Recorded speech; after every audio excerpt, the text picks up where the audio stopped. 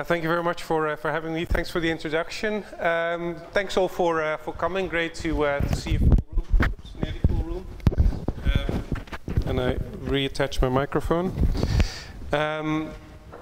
So next week will be proteins. This week will be fats.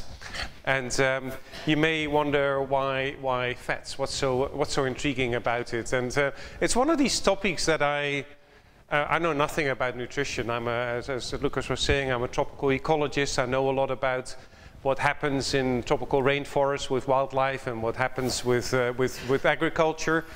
But I've been looking recently at the nutritional side of fats, and I'm always intrigued by these topics that, from a societal perspective, look really straightforward. Like, we all know what's going on with fats. We should reduce fat intake, and we should reduce saturated fat intake, and certain ways of producing fats are not as good as other ways, oil palm being an example. And we have very simple pictures in our minds. And then you start digging a little deeper, and you start reading about it, and everything you think you understood about it suddenly doesn't seem to work anymore. The more complexity you bring into these topics by understanding more, the less clear they become. So I was working on oil crops, and I've been doing a lot of work, especially on oil palm. You know, oil palm, the palm of the tropical region associated with tropical deforestation, the demise of species like the orangutan. And ever since, I've sort of been interested in this topic of fats and sustainability and environment and so on. So I wanted to chew the fat with you a little, British expression on having a bit of a conversation about fat. And is this moving? There we go. It's one of the topics I've worked on during my visit here as a visiting professor at Charles University. A paper I'm just about to submit that deals with dietary fats, human nutrition, and the environment. And I don't think it's ever really been brought together, these different angles about looking at fats. And it's been really good. I've taken on a nutritional expert because none of the other authors know anything about nutrition. So I had to do a lot of kind of background research and try to understand what are the issues about nutrition and fat. And I think I'm only scratching the surface because it is really complicated. But nevertheless, we're starting to build a picture, and that's what I wanted to present to you today. And that's sort of what we have as the very simple picture. And that always slightly annoys me when people oversimplify things. But this is when you sort of deal with fats on social media, what you get a lot. I mean, people hate oil palm in general. In the global north, we hate oil palm. It's an evil crop, an evil palm. It destroys tropical rainforests. It's a bad oil that is unhealthy. It's not good for you. And then, of course, there is that lovely other palm, the coconut palm that sits there on tropical beaches, and it's wonderful for local communities that grow their palms, and they climb up the trees and harvest the coconuts and so on. And there's this kind of black and white picture that is being created that has nothing to do with reality. As a scientist, I look at it and I see 13 million hectares of coconut palm in the world, and I see 25 million hectares of oil palm in the world. Okay, there is more oil palm than there is coconut, but what are the differences really? So we've been looking a lot at coconut, finding out, of course, it's produced in a lot of tropical areas, tropical islands, that happen to have very high levels of species endemism, as often happen on islands and tropical islands. And coconut is actually a really problematic crop. We just don't want to look at it as a problematic crop.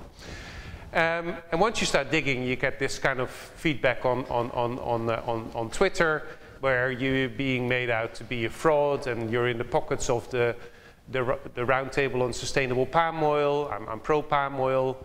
The IUCN, which is the largest conservation organization in the world, is made out to be a corrupt organization, and they're filthy, and so on and so on. And it kind of showcases the huge emotions around these debates, and the polarization, the very clear pictures people have about these issues that often have very little to do with reality.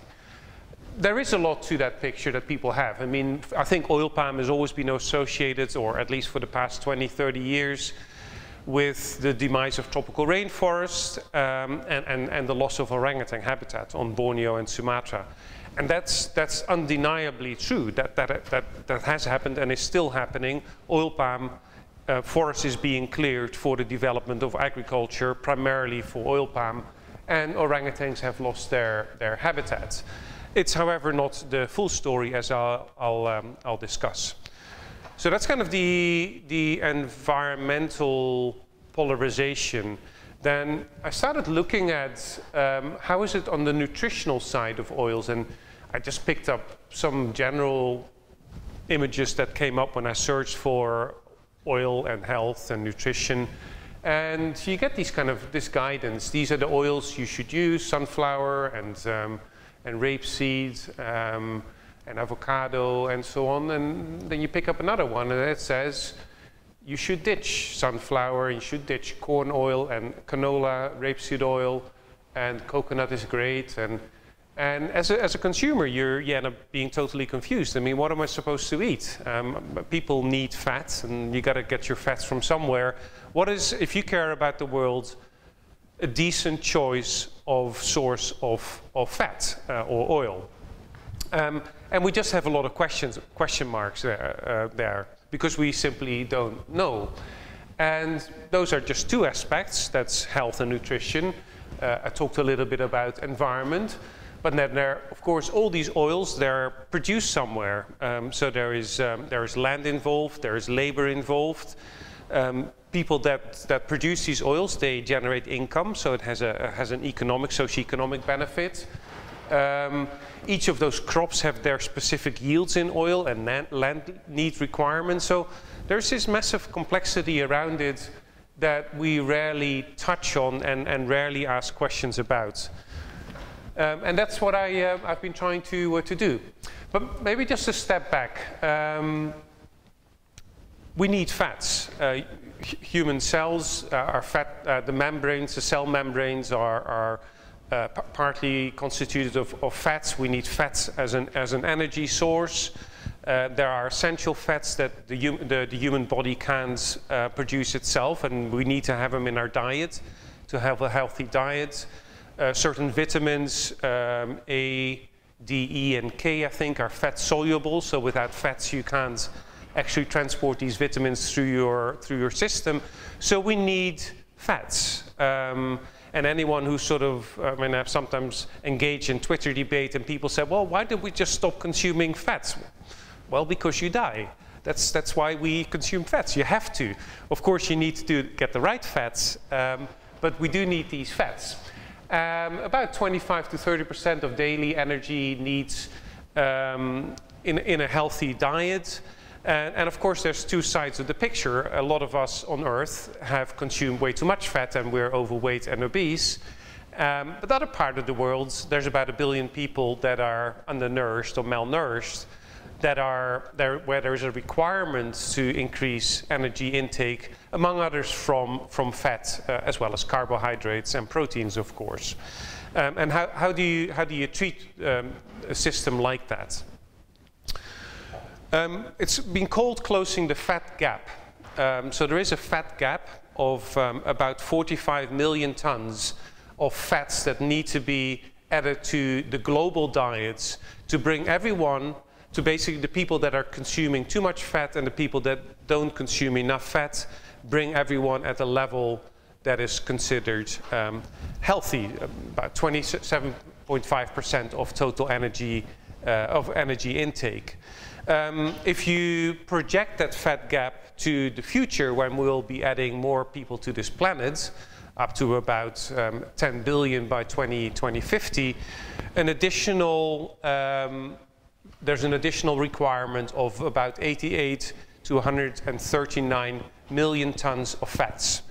And those need to be produced somewhere. The current total production of fats, that includes all the oil crops, but also lard and tallow from beef, of course dairy, milk, butter, ghee, all these different sources of fat. add up to about 268 million tons, and to meet to close the fat gap towards 2050 would require a significant increase. To me, a really important question is, how is that going to be done? Where is that fat going to come from? How are we going to produce it? And what are the impacts on the environment from that increase in production?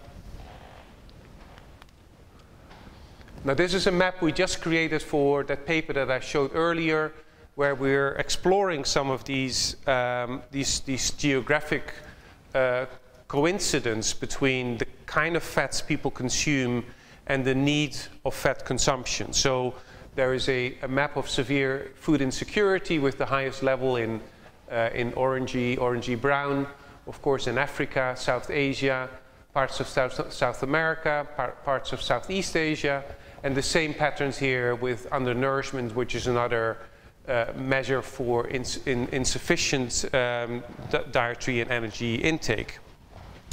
The other flip side of the flip side of the coin is of course adult obesity, where we're consuming too many fats in the Americas, Europe, Northern Africa, Australia, parts of Asia, North Asia, and South America.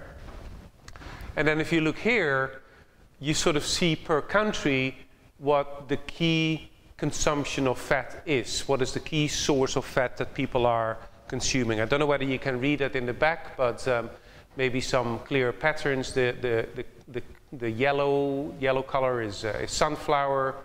This kind of pink is rapeseed in Australia and Canada.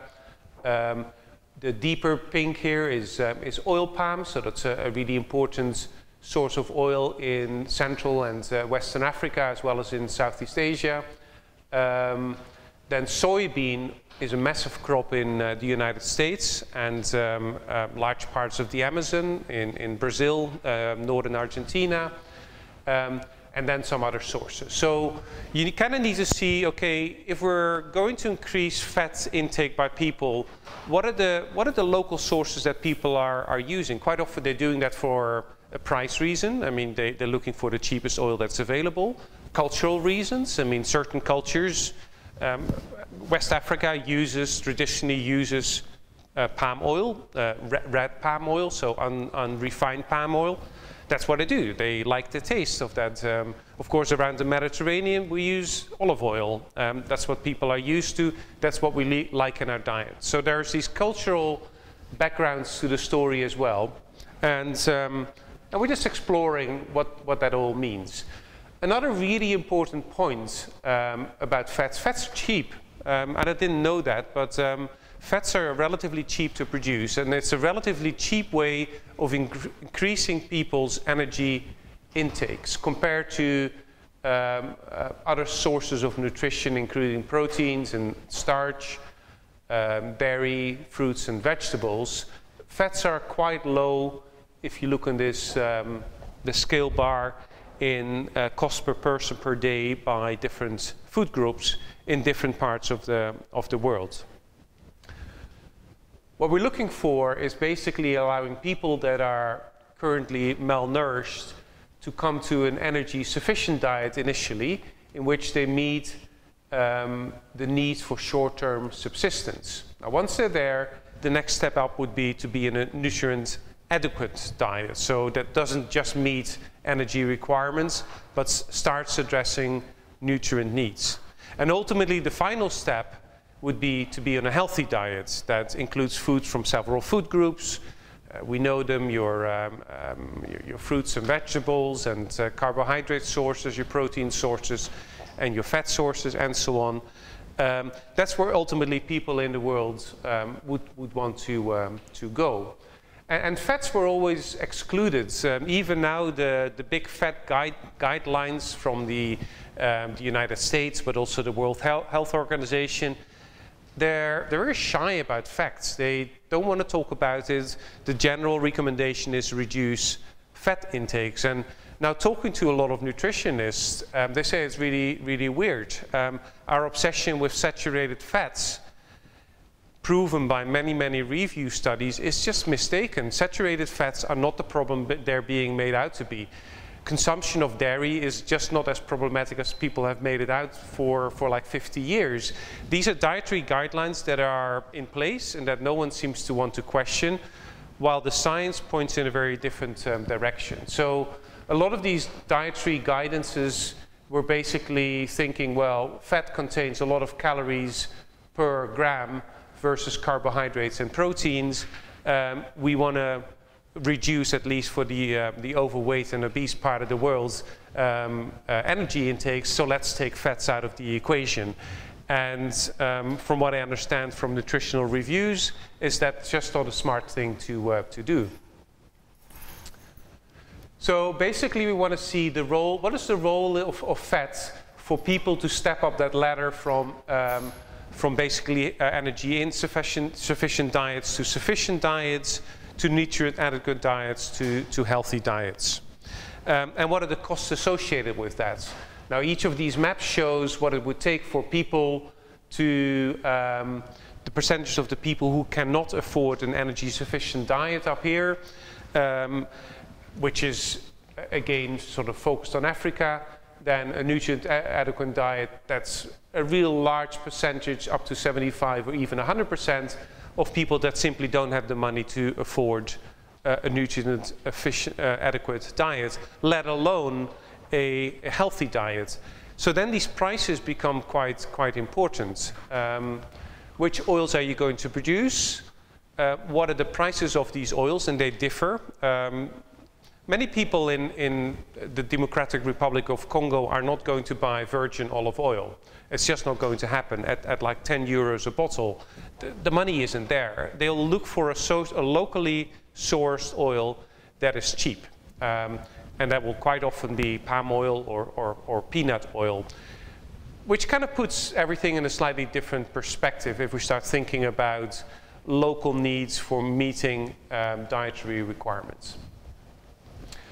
So that's kind of the nutritional side of the story, and then what I want to explore next is how does the environmental impact come in this kind of complexity of oils, nutrition, health, but also environment, and what I'm also working on is the social implications of producing oils in different parts of the world.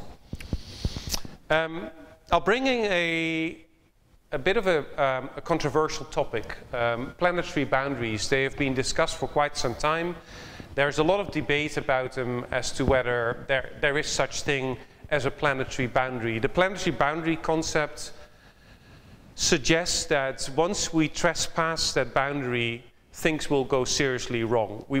There are certain tipping points along these different dimensions of biosphere integrity, land system change, freshwater use, chemical flows of phosphorus and nitrogen, ocean acidification, aerosol loading, ozone depletion, novel entities that we just don't know about, and climate change.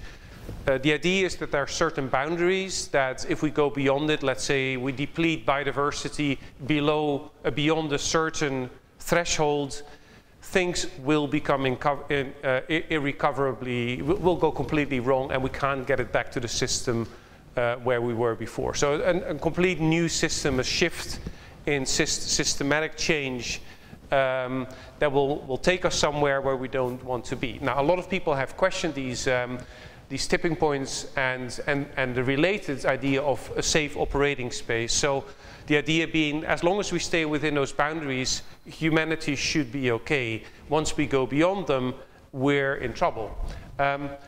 Well, the way they look at it, we're already in trouble because this is the planetary boundary for any of these different dimensions. So you can see for biochemical flows, we're in a zone of uncertainty, and in orange, beyond a zone of uncertainty. So we're in very risky, systematic, in a systematic position.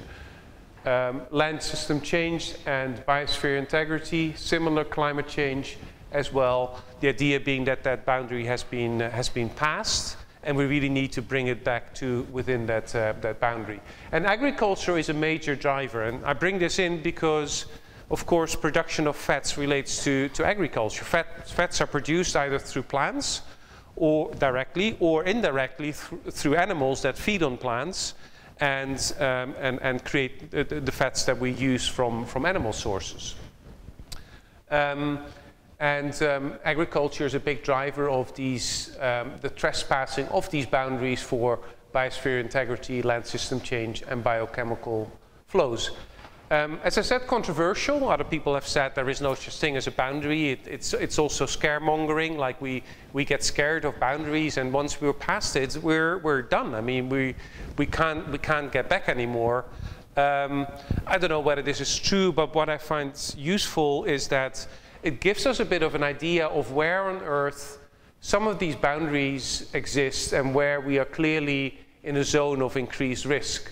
And I find it useful to display it because I like working with maps, and now I have a map and I can look at sort of where the risky areas are for biosphere integrity in large parts of the world, of course, especially in more heavily developed areas. These are all risky zones in yellow. Land system change that is ongoing, of course, in Southeast Asia, the Amazon, in Central Africa, where you have ongoing deforestation, ongoing decline of natural ecosystems. Freshwater use, unsurprisingly, in the drier parts of the world, here in the Western Americas, the United States, large parts of South Asia, the Middle East, around the Mediterranean, East Asia as well, where there's basically a depletion of freshwater sources, often again related to agriculture. And then finally, nitrogen flows. Again, not that surprising, but related to the areas of high productivity in agriculture, the Central Plains of the United States, large parts of Europe, as well as large parts of Asia. And you're much more probably ecologically educated than I am. You probably have a pretty good understanding of what an overload of nitrogen and phosphorus in ecosystems means for biodiversity health. These are significant problems, and I know, for example, and I'm from the Netherlands, it's a massive political discussion. I mean, the Netherlands are one of the largest agricultural producers in the world and exporters in the world. I mean, such a small country, how does that happen? Well, it basically happens because we import a lot of nutrients into the country, turn it into food and animals, and export it again to other countries, and the nitrogen stays behind. So we have a massive nitrogen problem in our country, and that we can't ignore that. So how does that relate to oil crop production? This is a graph that related to the paper I showed earlier on planetary boundaries, that basically says we've trespassed the boundaries for biosphere integrity, land system change, freshwater use, nitrogen flows, and so on. And by us just trying to stay within those boundaries, so by reducing production, we're not going to be able to feed enough people. So if we scale back on, we're going to save the rainforest, and we have no longer any conversion of natural ecosystems, and we stop using fresh water, and we stop using so much nitrogen, we end up with an ability to feed about 3.5 billion people, which is half the amount of people on Earth right now. So that's not really a good solution. They're optimistic, and they say, well, actually, there is a potential total U-turn possible for society, where if we do make fundamental changes to the way we irrigate, fertilize, and use cropland, use water and nutrients, and manage the land, reduce food losses. Of course, a lot of food is being wasted and lost between production system and consumption system, and reducing that basically means that there's a lot more food left over for less land, and a dietary change mostly from animal-based diets to more plant-based diets. And optimistic as they are, they say, well, if we do all of that, we can actually stay within these planetary boundaries and end up feeding about 10 billion people. But that's nice to know that's possible, if they're right. But I think there's definitely truth in there insofar that if we keep producing like we're producing our agricultural produce right now, I don't think the world is going to look that pretty. We're either going to go hungry at some stage, or we end up having massive environmental problems. I also think there's opportunities for massive improvements in the way we produce our foods, with new technologies, smarter use of land, better choices between crops and so on. So I think that U-turn to a certain extent is possible. We just need some fundamental change in society and how we as people sort of engage with our foods. And it's important because it links to the choice basically between animal fats and vegetable oil fats. So this is from a paper published last year, The Role of Fats in a Transition to Sustainable Diets, that explores some of these environmental impacts. Here is carbon emissions from land use change, where you see the animal fats here, pork, dairy, poultry from chickens, beef and eggs. So those are in all the graphs are the bars on the left, and then on the right, on a much smaller y-axis, this runs up to 1400, this runs up to 20, soybean oil, palm oil, rapeseed oil, sunflower oil, wheat. I'm not quite sure why wheat is there, but anyway, it's there for some reason, and peanut oil. I think the very simple and large story about these graphs is that the production of animal fats has a much larger environmental footprint than the production of plant-based fats, and it's probably not that surprising because if you have a plant that produces oil, that's a direct conversion of ultimately sunlight and carbon dioxide into oil, whereas if it's a conversion that happens within an animal, there is efficiency loss. There's an additional step before you end up with fat. But the difference in environmental footprints is, at least according to this study, really quite large. If you look at, let me just get this right, production of beef in terms of kilograms of carbon dioxide needed for 1 kilogram of beef fat, that's around 400 kilograms of carbon dioxide, whereas for equivalent plant sources would be between 5 and 10. The same for extinctions per millions of tons of fat produced, very high for beef, lower for pork and dairy and poultry, but still around the 10 or 20 mark, and for plant sources it is again lower. Same for footprint, land footprint, but probably the largest difference, and I'm not quite sure why that is, but the use of water for producing meat is enormous. Up to 16,000 liters per kilogram of fat for dairy production, as opposed to these plants that are not even visible on the graph. So there are some really important differences there in environmental requirements and need for environmental inputs to produce the same amount of fat. And again, I'm trying to bring that together. What does that environmental angle mean in relation to the nutritional and health angle? So if we agree that in general it would be better to produce fats through plants rather than animals, it's interesting to look where these oil crops are grown. And I've sort of mapped here the dominant oil crops per grid cell. So each grid cell here may have different overlapping oil crops. We just picked the most dominant crop in those particular grid cells for coconut, groundnut or peanut, oil palm, olive, rapeseed, soybean and sunflower. Again, we've talked about these patterns, soybean being dominant in the Americas, rapeseed is a higher latitude crop grown in southern Canada, the United States, large parts of Europe, Russia and Ukraine.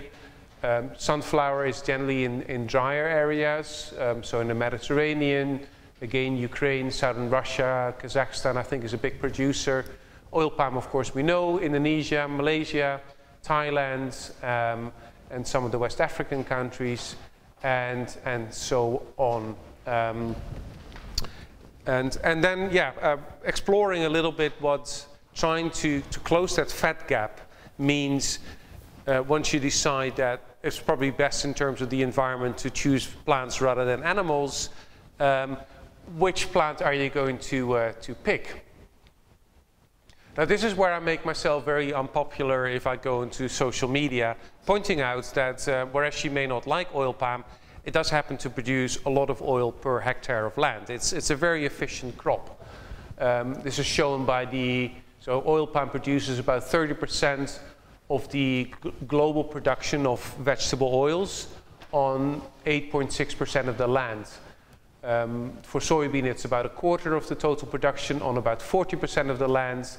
And if you go down to these, they become less and less efficient, which is probably a little clearer in this, this graph, which basically explores if we try to meet the global demand for particular vegetable oils by one crop only, what does that mean for land needs? So if all the oils in the world would be produced by sesame seed oil, we would need about 2 billion hectares of land to be allocated to sesame seeds, which is the size of Canada and the US combined. That's not going to happen. That land is not available on Earth. So a choice for a low yielding crop like sesame seed or cotton seed or even peanuts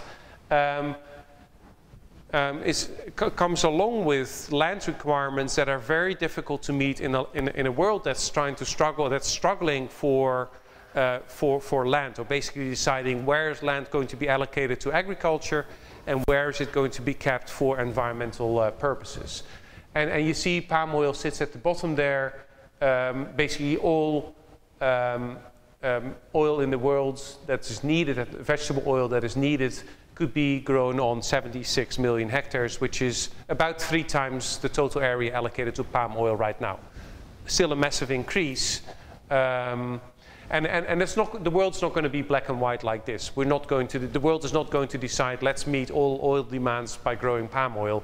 People, as I said, have their local production methods. There will be rapeseed, there will be sunflower, there will be soybean, there will be mustard oil, there will be all these other crops to a certain extent. But because the demand is going to go up and the production needs to go up, it is relevant to ask, okay, so which crops are best set up to meet that growing demand? And these yield differences are important in that discussion. It's not the only factor, but it's an important one for me. Because ultimately, and as we talk about the environmental impacts of palm oil, and as I said, that impact has really been there very clearly.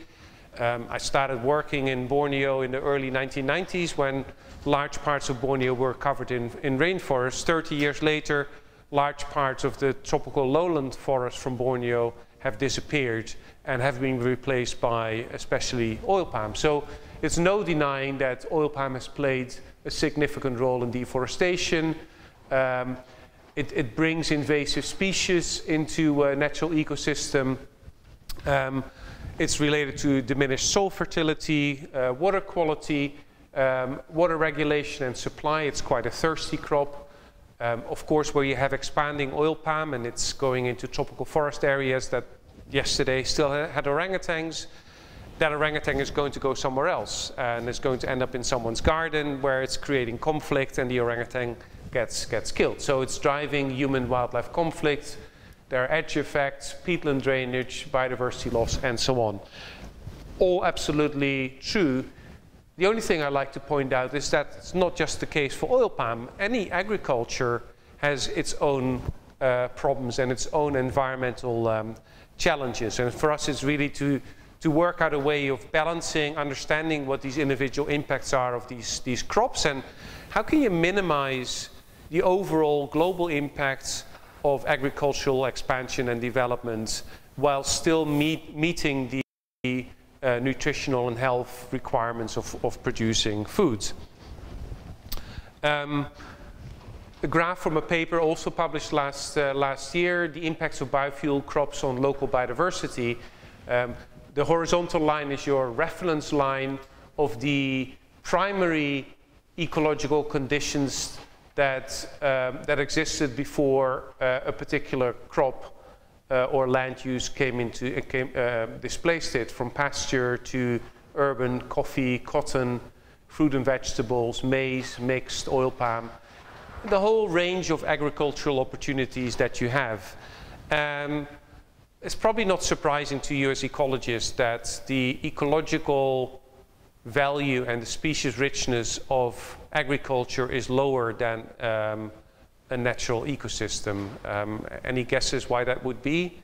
You have any idea why agriculture would contain fewer species than, let's say, a tropical rainforest or a temperate beech forest in the Czech Republic? It's a monoculture. You have a far simplified ecological system with far fewer ecological niches for species to occupy. So the species diversity of monocultures, which a lot of these agricultural systems are invariably going to be lower than your comparable ecosystem. And it's an important thing to look at. I don't know exactly how to take all these numbers, because what are you really referring it to? Fruit and cotton. What is the natural comparison of cotton? What do you compare it to? For oil palm, it seems to be quite clear that, of course, you compare it to tropical rainforests, but then there are some tropical rainforests that are far richer than other tropical rainforests. There's a big difference between Africa and Asia in tree diversity, for example. So I don't know what this reference line means. But I think the big story is that, unsurprisingly, agriculture has much lower diversity than natural ecosystem for all crops that we're dealing with. And if we look at these oil crops, I just picked a couple of papers that I came across. We like to talk about the impacts of oil palm on tropical rainforests and orangutans, but soybean is seeing massive expansion. There is far more soybean in the world than there is palm oil, about 5 times more. And especially these days, there's huge expansion in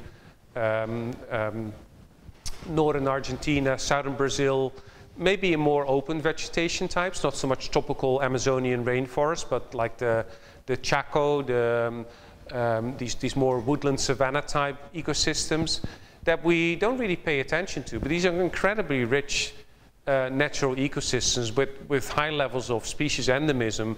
I'm quite fond of picks and peccaries. It's one of the groups I've done a lot of work on.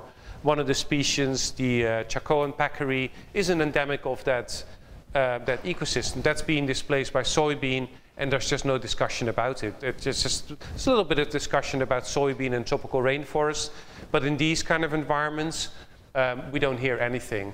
You look at peanuts. Peanuts and environmental impacts. Sorry, there was this one here. There is more peanut than there is oil palm, and I can't find anything on peanut as an environmental issue. I mean, the crop is there, especially in Central Africa, but also in China and the United States. The crop sits there. It must have displaced natural ecosystems at some stage, but there doesn't seem to be any literature about the impact of peanut expansion on biodiversity. So, well, why is that? Why are we picking on one crop, and a crop that's larger just doesn't get discussed at all? I find it quite intriguing. Cotton expansion for among others cotton, but of course also clothes, threatens elephants and hippos and buffaloes and rhinos and a whole lot of bird species. But again, not that much discussion. And then my favorite, of course, the coconut, which I always like that. The fact that we love coconuts. It's like you go on social media and it's healthy and it's green and it's biodynamic and it's wonderful. And I look at it from a perspective of a neutral scientist. I say, actually, I think it's really problematic. There's vast areas, and we're doing a study now. I've got a grant from Microsoft where we're mapping all the coconuts in the world at high resolution. So we're spending a lot of time on Google Earth, just looking at Pacific islands. Entire islands completely wiped clear and planted with monocultural coconut, and the natural vegetation has gone. I don't know what was on that island in terms of species, but islands generally have high species diversity and endemism. So I think it's an interesting one, and I wouldn't want to talk badly about the coconut, but again, it's an example that as a society we pick on certain things because that's what the media tell us, and we overlook a lot of other things because we just don't know anything about it. And that's the role of scientists, I guess, to ask questions and dig a little deeper and see what's going on. I find that interesting. Another thing I quickly wanted to touch on, which is quite an interesting discussion with regards to oil crops, is the difference between perennial and annual crops. So your annual crops are the crops that are seeded and harvested every year: soybean, peanut, sunflower, most of them actually, which is quite hard on land because it requires tilling and plowing. It requires because you're growing new plants every year, quite heavy use of fertilizer, pesticides. A lot of these crops, monocultural crops, they're pioneer species. They're not doing particularly well with competing plants. So you generally use a lot of pesticides and herbicides to control other plants. Whereas with the annual crops, in oil crops, that's olive and oil palm and coconuts. Olive groves can be as old as like 1,000, 1,500 years old. Oil palm plantations generally are allowed to grow for about 25 years, and coconuts is up to 75 or 80 years.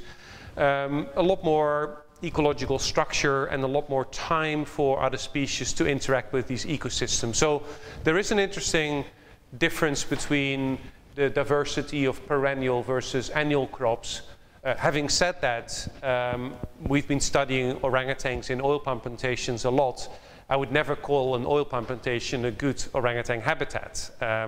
Orangutans would not survive in only oil palm, but they do survive in kind of fragmented landscapes with forest patches with an oil palm matrix where the plants are high enough. The males will just travel through the oil palm to visit females that are sitting in these forest patches. So it's part of your ecological matrix that for the perennial crops is probably more important than for the annual crops, depending on which species you look at. And that sort of links to management. A paper that we're just about to publish where we're looking at the impacts of deforestation and oil palm expansion. This is in Indonesia, where you see here from 2001 to 2019 the increase in oil palm expansion sort of peaking around 2011, 2012. The black bars are the oil palm expansion in non-forested areas, and the white bars are oil palm expansion in areas that were forested prior to it becoming oil palm. But the overall trend is that we've had a massive peak, and this is now declining. This is declining for industrial scale oil palm, for smallholder oil palm. It's sort of declining for forest loss as well, although there was a big peak in Indonesia in 2015 related to forest fires.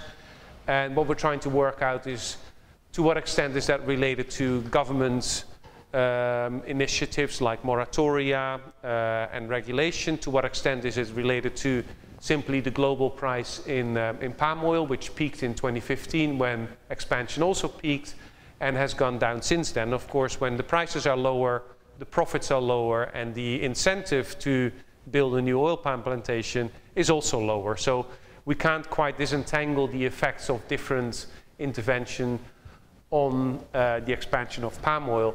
But what is important to me, and this is basically what my hope is that I've lived through this period of rapid expansion and seeing entire forest areas and orangutan population and tiger populations just disappear. Hopefully we'll come to a situation where it all starts to calm down a little bit and it stabilizes. And once things start to stabilize, you can start doing the kind of thing that we as scientists and practitioners want to do is manage the details, like look at little connectivity patterns between forest patches. You can't do that when in the Wild West, when everyone is burning and expanding and cutting down forests. It's really hard to manage that. And then we're doing fun things. I just wanted to put one slide up because I'm really excited about it. The work that I'm doing on citizen science in oil palm. One of the big problems in terms of looking at impacts of these crops on biodiversity is that it's just really hard to research. And it's really hard for companies to understand what's going on. So we've been using citizen science type approaches where rather than inviting an expensive specialist like Lucas to an oil palm plantation and paying him a lot of money to do like a month's worth of surveys, we asked the people that work in these oil palm plantations, what do they see? And we've been doing this for a couple of years with some really exciting results. Massive feedback, like within plantations, up to 30% of the workforce providing information about species, leading to some discoveries. This heron had never been seen in the part of Papua where I was working. This really rare long-billed cuckoo, there's only a few photos ever made. This is a photo made through the citizen science program. It was misidentified as a honey eater. And it actually looks very much like a honey eater. So there's some fun things coming up, and we're trying to work out now using new statistical techniques to use citizen science data to produce reliable estimates of distribution trends through occupancy models and Bayesian statistics. And it's kind of a really fun thing to work on, but also with great relevance in sort of that bigger question of if you're going to grow oil crops and you want to minimize impacts on the environment and the impacts on biodiversity, how do you measure that? How do companies know what to do? What is good management and what is not good management? And quite often the data simply don't exist, and ideas like this become really quite useful. So I wouldn't blame you if you'd be scratching your head now in all this complexity. What does it all mean? We need these fats. They need to be produced somehow. There's a lot of debate about the different nutritional and health implications of consuming different types of fat. We worry about human health. We also worry about planetary health. Where does that all come together? What do you and I, as consumers who will go to the supermarket later on and stand there in front of the shelves, and we need to make choices. I mean, what do you pick? What do you leave out? That kind of guidance just doesn't clearly exist yet, and I think there is a lot of important work to be done to start addressing that, to give people a little bit more guidance that goes beyond stay away from palm oil because it's evil, buy coconut because it's wonderful. I'm very sorry, but the world just isn't as simple as that. It's a little bit more complicated. But that's no reason for us as scientists to hide behind that complexity. And sorry guys, give me 20 years of research and I'll tell you a better story. There's also a duty from our side to tell clear stories to the public and to consumers. What we do know is there will be a need to produce more fats. We do need to keep in mind that this is different from people in the wealthier part of the world compared to the people to the parts of the world with higher levels of undernourishment. So people need to be able to afford the oils, they need to get the right fats, and we do really want to look at minimizing environmental impact. So how can we increase production but without increasing the land requirements for additional production? Some choices there, these wonderful insects, potential source of fats and oils that we talk about, but very few people have the willingness and guts to try them. Great opportunities there, I think. Insects are a very good source of fat, and what we find culturally totally unacceptable might be the norm in 30 years from now, who knows. Other opportunities, a lot of work being done on microbial oils, algae, yeast-based oils, that depending on the chemical processes they use to produce oils need a feedstock or not. So if you're feeding algae on sugar, the sugar needs to produce somewhere. So there's still a requirement for land somewhere. But there are a lot of developments, nothing yet taken to scale, but I think we'll see a lot more about these new ways of thinking about fat production. Some other generalities, I'm not here to push palm oil onto anyone, but I think it's a crop that we should look at carefully, try to improve management, make sure that any further expansion of the crop doesn't involve deforestation or any harm on existing natural environments. But it has very high yields and is produced in parts of the world where there is a great need for additional fat intake. Peanut oil is probably a bit similar. It probably tastes a lot better, peanut oil, than palm oil. Palm oil is not very tasty. Soybean oil, I think, is a little problematic, but it's the largest crop there is. There's a lot of discussion around the lipid profiles of soybean and also sunflower oil and potential health impacts. I can't judge what the real story is there. Olive oil, of course, that's the favorite oil in Western cuisine these days.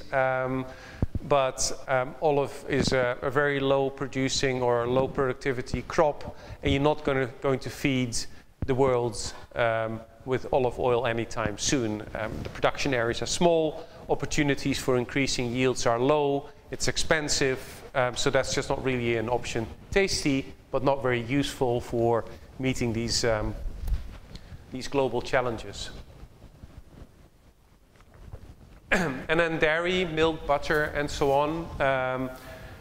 The latest sort of nutritional studies indicate that the saturated fats associated with them are probably not as bad as people make them out to be.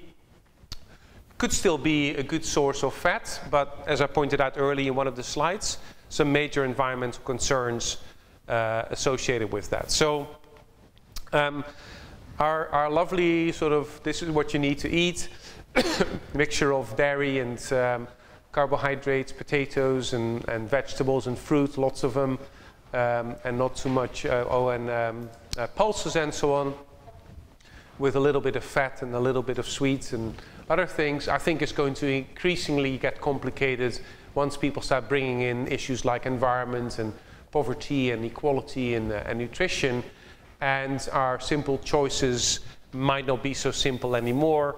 But again, I think it's a duty of scientists to start thinking about these things so we can actually provide people with balanced choices. And ultimately, I accept that it's a value-driven thing. If you, as a human being or as a person, care deeply about the survival of orangutans and therefore want to exclude palm oil from your diet, go ahead and do that. I mean, I'd be the last one to tell people what to do and what not to do.